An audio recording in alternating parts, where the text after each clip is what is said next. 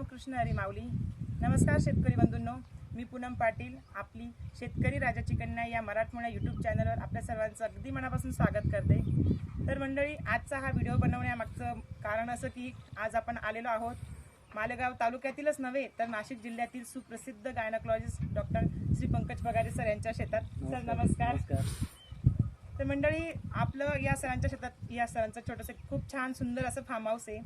सरांकडे येण्याचा उद्देश हाच की सर खूप निसर्गप्रिय आणि शेतीप्रिय असे आहेत. सर स्वतःही शेती करतात आणि मुख्य म्हणजे सर सेंद्रिय शेती करतात. सेंद्रिय शेतीला सर प्रोत्साहन देतात. आणि एक गोष्ट इथे मला आवर्जून सांगायला आवडेल तुम्हा सगळ्यांना की मी जो छोटासा आपला गांडूळ खताचा प्रोजेक्ट सुरू केलेला आहे त्यामागचं खरं प्रेरणास्रोत सरच आहेत. सरांनी खूप ऊर्जा दिली, खूप प्रेरणा दिली की नाही तुम्ही हा प्रोजेक्ट सुरू करा, जेणेकरून तुमचा फायदा होईल, इतर शेतकऱ्यांचाही फायदा होईल. आणि सरांनी आपल्याकडून गांडूळ खत घेतलेलं आहे, ते त्यांनी त्यांच्या डाळिंब पिकासाठी वापरलेलं आहे. एवढेच नव्हे तर सरांनी वेळात वेळ काढून त्यांच्या शेतात सुद्धा एक बेड तयार केलेला आहे, आपल्याला जो पाठीमागे दिसतोयच आहे. तर मग आता आपण सरांकडूनच जाणून घेऊया की त्यांचं सेंद्रिय शेतीबद्दल काय मत आहे, गांडूळ खताबद्दल सर काय सांगतात. सर, मी तुम्हाला विनंती करते की शेतकऱ्यांना तुम्ही 2 शब्द मार्गदर्शन अवश्य करावं. आजकाल रासायनिक खतांची किंमत पण फार वाढली आणि सर्वांनी सेंद्रिय शेती का करावी याविषयी म्हटल्यानंतर जे काही आपल्याला आजार होत आहेत, उदाहरणार्थ डायबिटीज म्हणा किंवा ब्लड प्रेशरचा म्हणा, आणि हे सगळं रासायनिक खतांमुळे आपल्या शरीरावर जे वेगळे वेगळे परिणाम होतात, म्हणून मी पण स्वतः सेंद्रिय शेतीकडे वळलो आहे. आणि मी सुरुवातीला एक आवड म्हणून मी एक छोटंसं बेड लावलं आणि तिथं आम्ही स्वतः गांडूळ खत तयार केलेलं आहे.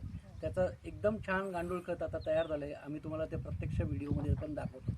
प्लस मी आता यावर्षी स्वतः खपली गहू, जो आपण साधारण गहू लावतो त्यामुळे डायबिटीजचं प्रमाण खूप वाढलं आहे. त्याच्यात ग्लुटेन नावाचा एक पदार्थ असतो, त्यामुळे सर्वांना त्याच्यामुळे डायबिटीज होण्याचे खूप चान्सेस होतात. म्हणून मी खपली गहूचं पण हे टाकलं आहे, बी टाकलं आहे. आणि एक सुरुवात करूया म्हणून सर्वांना माझं पण निवेदन आहे की या पूनमताईंनी जे मला काही गांडूळ खत आणून दिलं आणि त्यामुळे मी माझ्या स्वतःच्या डाळिंब शेतीवर पण त्याचा प्रयोग केला. त्याच्याने खूपच छान पालवी फुटली आणि खूप त्याची वाढ पण जोरात झाली. म्हणून सर्वांनी आपण सेंद्रिय शेतीकडे वळूया. सेंद्रिय शेतीकडे वळल्यानंतर सर्वांना त्याच्या तब्येतीचे चांगले फायदे होतील.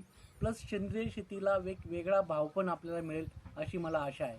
म्हणून पूनमताईला पण तुम्ही सगळ्यांनी गांडूळ खतासाठी सपोर्ट करा असं मी सर्वांना सांगतो.